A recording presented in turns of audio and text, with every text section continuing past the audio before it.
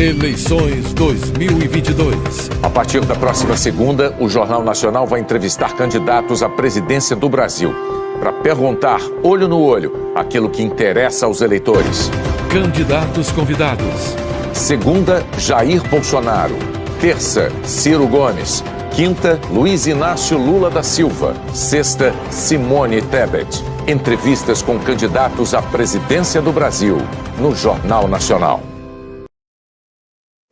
Olá, boa noite. Boa noite. A Anvisa acaba com o uso obrigatório de máscaras em aviões e aeroportos. Uma mulher morre de madrugada na fila para atualizar o cadastro único de benefícios sociais. Termina amanhã o prazo para quem quer votar longe de casa em outubro. Os nossos repórteres começam a acompanhar as atividades de campanha de candidatos a presidente. Recenseadores do IBGE fazem as primeiras visitas às comunidades quilombolas. Morre aos 96 anos o maestro Diogo Pacheco, um dos mais importantes do país. O Jornal Nacional começa agora. Uma mulher morreu durante a madrugada de hoje na fila para regularizar o cadastro único do governo federal. O CRAS, o Centro de Referência da Assistência Social do Paranoá, fica a 17 quilômetros do centro de Brasília. Teve fila ontem, vai ter hoje, amanhã, como em vários outros centros espalhados pelo país. É a fila de quem precisa atualizar seus dados no Cadastro Único do Governo Federal até o dia 18 de outubro. Só quem está no CadÚnico pode ter acesso a benefícios sociais, como o Auxílio Brasil, o benefício de prestação continuada, o Vale Gás. Era nessa fila que Janaína Nunes Araújo, de 44 anos, estava ontem. Quem também estava ali disse que ela começou a passar mal por volta das 8 horas da noite, mas não deixou a fila para procurar atendimento médico. A companheira dela não quis gravar a entrevista, mas disse que a Janaína estava tentando o BPC, Benefício de Prestação Continuada. Ela tinha um histórico de problemas de saúde e não conseguia trabalhar. Há 8 dias, elas tentavam uma senha. E ontem, pela primeira vez, a Janaína resolveu dormir aqui, na porta do CRAS. Às 4 horas da madrugada, Janaína piorou. Quem acompanhou tudo disse que várias pessoas tentaram chamar o SAMU, o Serviço de Atendimento Móvel de Urgência. A gente chamava o SAMU e o SAMU não vinha, não dava resposta. E o desespero ia ficando cada vez pior, o SAMU não deu assistência nenhuma. Sem conseguir uma ambulância do SAMU, a companheira de Janaína a levou para o hospital próximo ao CRAS. Ela foi encaminhada para a emergência, mas não resistiu. Morreu meia hora depois.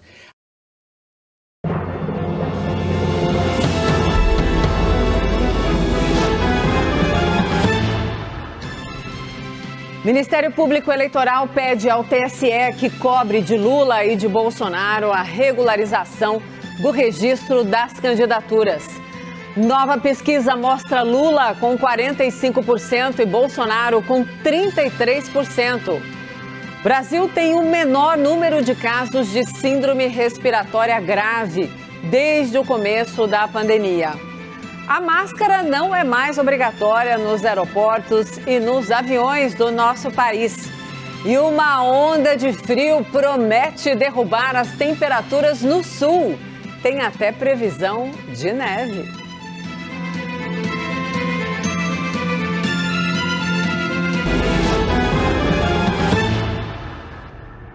Olá, boa noite. Seja muito bem-vinda, seja muito bem-vindo também. E a gente tem que começar falando de eleições.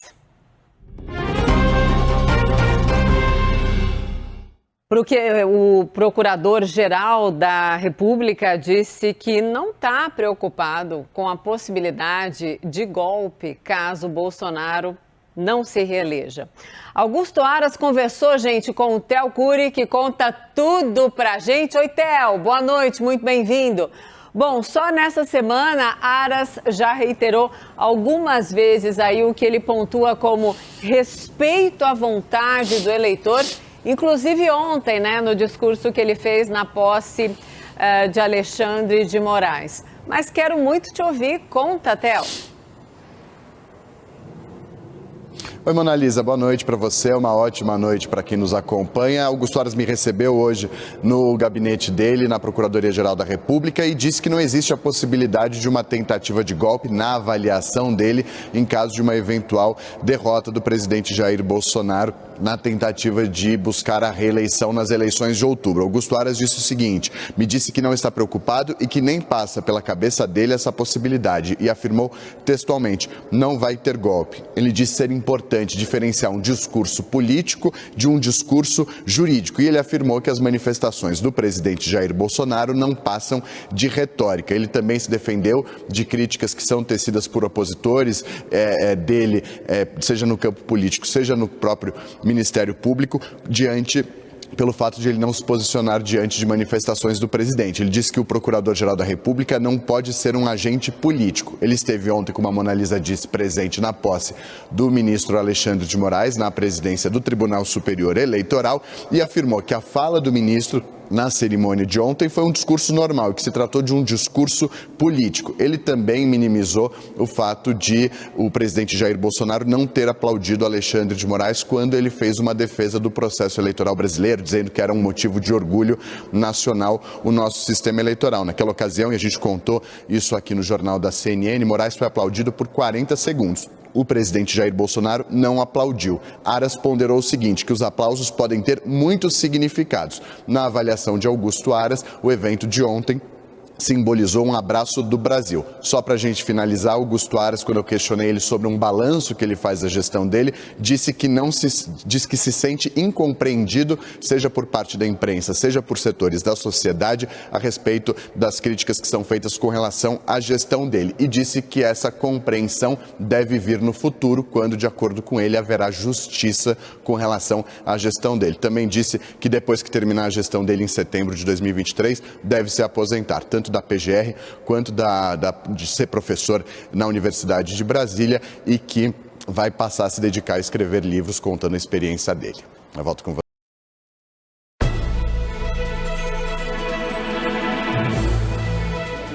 Quarta-feira, 17 de agosto, o Jornal da Cultura começa agora com os seguintes destaques. Pagamento turbinado do Auxílio Brasil e a redução do preço dos combustíveis não refletem em nova pesquisa de intenção de voto. Diferença entre Lula e Jair Bolsonaro permanece a mesma no primeiro turno. No primeiro compromisso como presidente do Tribunal Superior Eleitoral, após a posse que parou o país, ministro Alexandre de Moraes pede ação conjunta com os tribunais regionais para garantir a segurança e combater a desinformação nas eleições. Justiça Eleitoral registra número recorde de candidatos negros. É a primeira vez em uma eleição geral que o total de pretos e pardos é maior do que o de brancos. Anvisa suspende o uso obrigatório de máscara dentro de aviões e aeroportos no Brasil. Dados de satélite mostram que o desmatamento na Amazônia atinge a maior área em 15 anos, enquanto aumentam em 180% as invasões e garimpos em terras indígenas. Em meio à tensão com os Estados Unidos, China anuncia que vai enviar tropas para exercícios militares conjuntos com a Rússia. Olá, boa noite. Hoje na bancada temos o reitor da Universidade Zumbi dos Palmares, José Vicente, e o médico patologista Paulo Saldiva, professor titular da Faculdade de Medicina da USP. E você pode fazer comentários pelo Twitter na hashtag Jornal da Cultura. Boa noite, doutor Saldiva. Boa noite, Caio. Boa noite, professor. Boa noite, Saldiva. No segundo dia oficial das campanhas à presidência, Lula do PT prometeu ampliar o financiamento a pequenos empresários. E Jair Bolsonaro do PL voltou a apostar no ataque aos países da América Latina liderados por presidentes de esquerda.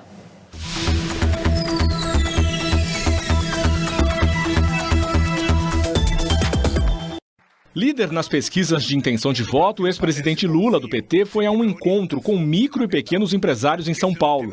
O petista prometeu renegociar dívidas do setor, ampliar o financiamento estatal e criar o Ministério da Pequena e Média Empresa. Porque para nós, gerar empregos e fazer a economia brasileira voltar a crescer e distribuir o resultado desse crescimento para melhorar a vida do povo é nossa obsessão. Em segundo nas pesquisas, o presidente Jair Bolsonaro, do PL, postou nas redes sociais uma série de críticas ao Partido dos Trabalhadores e a governos de esquerda da América Latina. Durante o dia, despachou no Palácio do Planalto. No início da noite, participou de um encontro com prefeitos em Brasília. Não é apenas andar para trás, não. Andar para a esquerda também não é bom. porque na ponta da linha nós sabemos que eles distribuem muito bem a miséria em seu respectivo país. Já Ciro Gomes, do PDT, abriu a agenda desta quarta com uma caminhada em Santana do Parnaíba, na Grande São Paulo. Esse projeto aqui tem um compromisso acima de todos, que é abraçar a pobreza brasileira, emancipar, erradicar a miséria, a fome, a doença e todas as sequelas da sociedade mais injusta, de pior distribuição de renda do mundo. Simone Tebet, do MDB, que aparece em quarto nas pesquisas, visitou uma creche em Brasília. Já o recém-empossado presidente do TSE, ministro Alexandre de Moraes, reuniu-se hoje com os 27 representantes estaduais da Justiça Eleitoral. No encontro fechado para a imprensa, ele destacou a importância de uma ação padronizada com foco na segurança e no combate à desinformação. E o ex-presidente Lula mantém a vantagem na corrida presidencial sobre Jair Bolsonaro. É o que aponta a nova rodada da pesquisa Genial Quest, divulgada hoje. O ex-presidente Lula, candidato do PT, segue na liderança, com 45% das intenções de voto. O presidente Jair Bolsonaro, candidato à reeleição pelo PL, aparece com 33%. Os dois subiram 1 ponto percentual em relação à última rodada, no mês passado. Ciro Gomes, do PDT, tem 6%. Simone Tebet, do MDB, soma 3% das intenções de voto. Os demais não pontuaram. Os números são para o cenário estimulado, quando o entrevistado recebe uma lista prévia com os nomes dos candidatos. Já na pesquisa espontânea, quando o eleitor diz de forma direta em quem pretende votar, Lula se manteve em 33%. Bolsonaro subiu de 26% para 27%. Ciro Gomes tem 1%. Os demais candidatos não pontuaram. Neste cenário, brancos e nulos somam 2% e os indecisos são maioria. Em um eventual segundo turno entre os dois primeiros colocados, Lula se manteve no patamar de 51%. Bolsonaro oscilou de 37% para 38%. O levantamento ouviu 2.000 pessoas de forma presencial entre os dias 11 e 14 de agosto. A margem de erro é de 2 pontos percentuais e o índice de confiança é de 95%. 6 horas em ponto pelo horário de Brasília, eu sou o Diego Sarza, está no ar mais uma edição do UOL News, edição dessa quarta-feira. Seja muito bem-vindo, seja muito bem-vinda aqui a mais um programa. Você sempre convidado a participar. Para nos assistir é só acessar a página do UOL. Você também pode acompanhar o programa nas 3 edições, nas redes sociais, Facebook, TikTok, na Twitch, também tem no YouTube. No YouTube tem enquete lá também, você pode votar na enquete do dia. A pergunta é se você concorda com a decisão de desobrigar o uso de máscaras em aeroportos e aviões. A Anvisa decidiu, então, desobrigar. Você não tem mais a obrigatoriedade, ainda tem a recomendação, mas não é mais obrigatório. Participe. Já já eu trago mais parciais e o resultado aqui antes de encerrar o programa. Vamos começar com uma apuração da Folha de São Paulo. Vamos dar uma olhada, então, aqui no nosso site, que traz essa reportagem da Indianara Tomazelli, da Mariana Holanda. O governo ampliou a isenção de impostos a pastores em meio à campanha que mira justamente o voto desse público, que é diverso, mas é um público grande, que é o público de evangélicos. A Receita Federal decidiu adotar uma interpretação da legislação que, na prática, amplia o alcance da isenção de contribuições previdenciárias sobre a remuneração de pastores, e uma medida que favorece diretamente aliados do presidente Bolsonaro.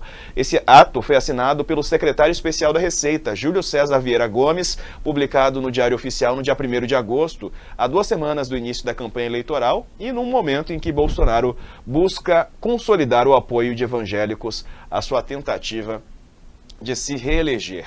Assunto para nossa entrevista com a antropóloga Jaqueline Teixeira. Me acompanha então para a entrevista o colunista do UOL, Leonardo Sakamoto. Muito boa noite aos dois.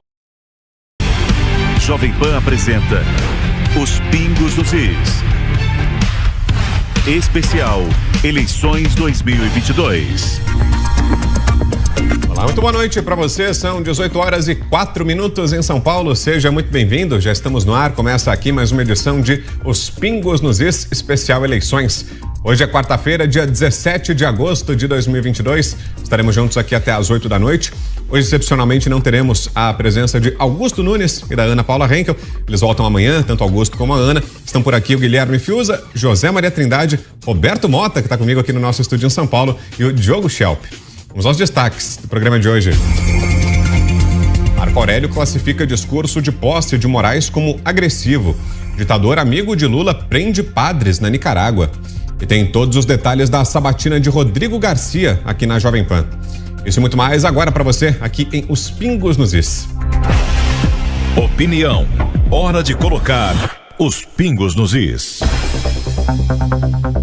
Durante seu discurso de posse como novo presidente do Tribunal Superior Eleitoral, o ministro Alexandre de Moraes falou sobre os planos para sua gestão e o sistema eleitoral.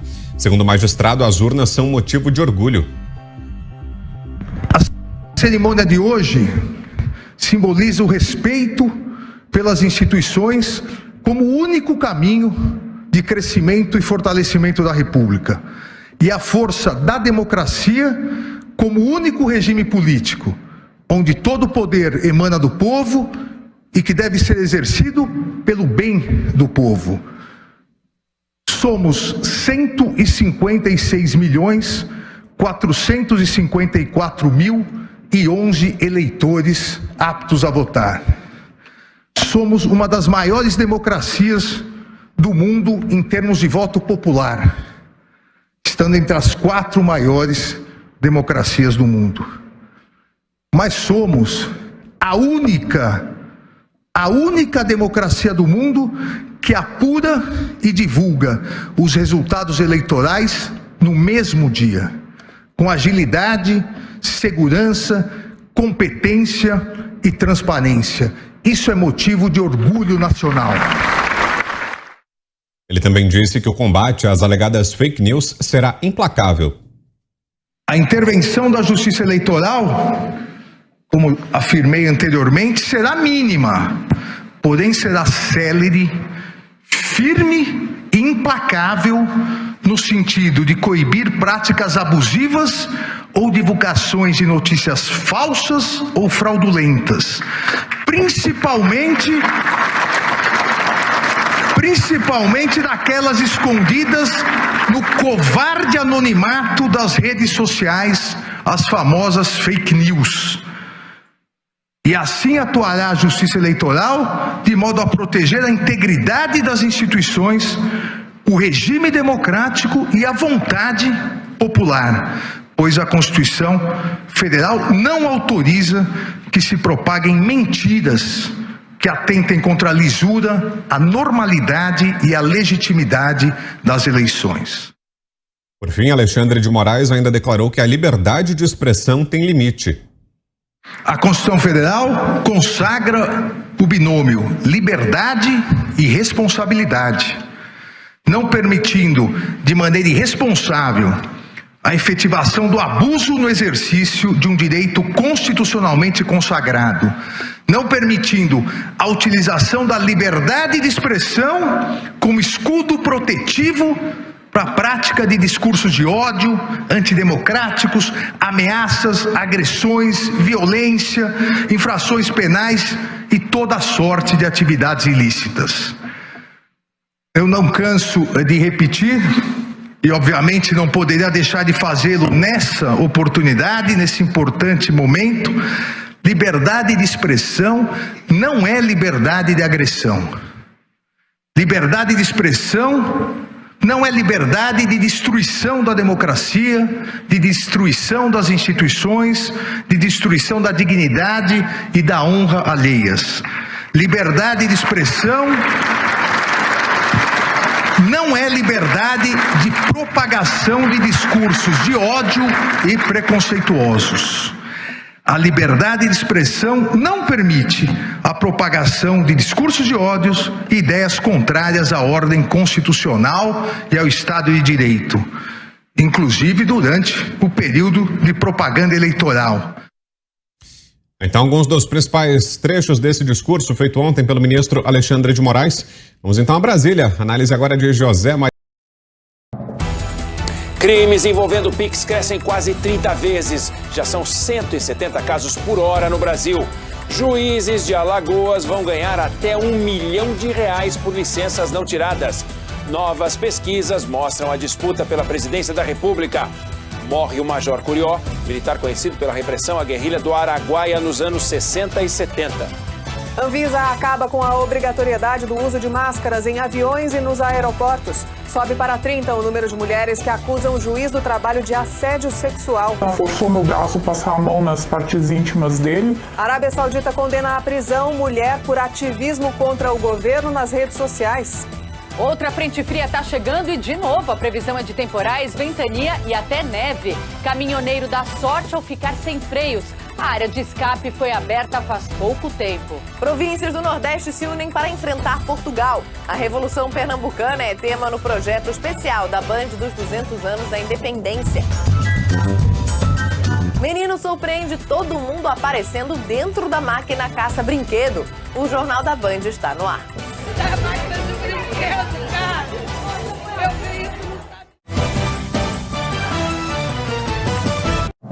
Boa noite. Eles movimentaram mais de 20 toneladas de cocaína, juntaram um patrimônio de centenas de milhões de reais e serviam de intermediários entre os países produtores e o mercado internacional de drogas. Nem todos foram presos hoje, mas uma parte da quadrilha a polícia colocou na cadeia. Na parede da casa do investigado, uma réplica da McLaren de Ayrton Senna. No local ainda havia uma coleção de relógios caros. O imóvel no Rio de Janeiro é de Diogo Ferreira Mariano, suspeito de tráfico internacional de drogas e lavagem de dinheiro. Ele está foragido. Uma ordem de busca também foi cumprida em outro imóvel dele, em Angra dos Reis, no litoral fluminense. A quadrilha, que seria liderada por Diogo, é acusada de enviar toneladas de cocaína para a Europa por meio de 2 portos, de Itaguaí, no Rio, e o de Santos, no litoral paulista. O grupo criminoso trazia a droga da Bolívia escondida em caminhões e que depois seguia em carros menores até as áreas portuárias. Lá, os carregamentos eram colocados em navios no meio de cargas para exportação. Boa parte das prisões de hoje foi em Santos. Os agentes calculam que a organização criminosa seja responsável pela movimentação de 23 toneladas de cocaína apreendidas desde 2018 no Brasil e no exterior. Algumas das cargas pertenciam a 3 megatraficantes brasileiros. Uma delas, localizada em Itaguaí, era de um dos criminosos mais procurados do país, André Oliveira Macedo, o André do Rap. Segundo a PF, os donos de outros 2 carregamentos da droga eram o ex-major da PM Sérgio Roberto de Carvalho, que está preso na Hungria, e Gilberto Aparecido dos Santos, o Fuminho, um dos chefões do PCC, preso em abril de 2020 em Moçambique, na África. Veja hoje no SBT Brasil. Cai a obrigatoriedade do uso de máscaras nos voos e aeroportos brasileiros. Morre em Brasília o Major Curió, acusado de crimes durante a ditadura militar. Desmatamento na Amazônia em 12 meses equivale a 7 vezes a cidade de São Paulo. Em trabalho inédito, o censo começa a mapear comunidades quilombolas do país. E o resgate de um menino que ficou preso em uma máquina de pegar bichinhos de pelúcia no Rio. É já já. Olá, boa noite. Boa noite. Uma operação da Polícia Federal prendeu 27 pessoas em 4 estados por suspeita de envolvimento no esquema de tráfico internacional de drogas. O grupo lavava o dinheiro do crime por meio de imóveis e falsas empresas e colecionava objetos de luxo. Veja agora outros destaques do dia. Polícia encontra quase 96 quilos de cocaína em casco de navio que iria para a Itália. Anvisa derruba uso obrigatório de máscaras em aviões e aeroportos. Casos de varíola do macaco sobem 20% em uma semana em todo o mundo. E a dura realidade argentina. Famílias sobrevivem com o que encontram no maior lixão do país. Quase 100 quilos de cocaína escondidos no casco de um navio a 6 metros de profundidade. Essa foi a quantidade de droga encontrada pelas autoridades no Porto de Santos. Os agentes acreditam que mergulhadores profissionais estejam envolvidos no esquema. O material apreendido tem um valor estimado em 25 milhões de reais. Olá, boa noite. Olá, boa noite. Seja bem-vindo ao Rede TV News. A polícia prendeu um homem acusado de matar o enteado de apenas 8 anos em Embu das Artes, na Grande São Paulo. A criança tentou defender a mãe que estava sendo agredida. Veja agora outros destaques dessa edição. O uso de máscara em aeroportos e aviões não é mais obrigatório. A decisão da Anvisa deve entrar em vigor nos próximos dias. Crise econômica na Europa. Inflação no Reino Unido atinge o maior patamar em 40 anos. O Brasil na contramão do mundo. A extrema pobreza no país deve cair este ano. A previsão é do IPEA. A audiência geral do Papa Francisco no Vaticano é marcada por invasão de criança e desmaio de um guarda. Essas e outras notícias agora no Rede TV News. Uma câmera no uniforme de um policial militar flagrou a prisão de bandidos que fizeram um sequestro relâmpago na zona leste de São Paulo. Olá, no Jornal da Globo vamos falar do aumento da violência contra indígenas. Foram 176 assassinatos no ano passado. Acaba a exigência de máscaras em voos e aeroportos. Polícia Federal encontra indícios de que o presidente Bolsonaro cometeu crime ao associar vacina da Covid à transmissão do vírus da AIDS. E à noite na Copa do Brasil, os gols e os classificados para as semifinais. Eu te espero no JG.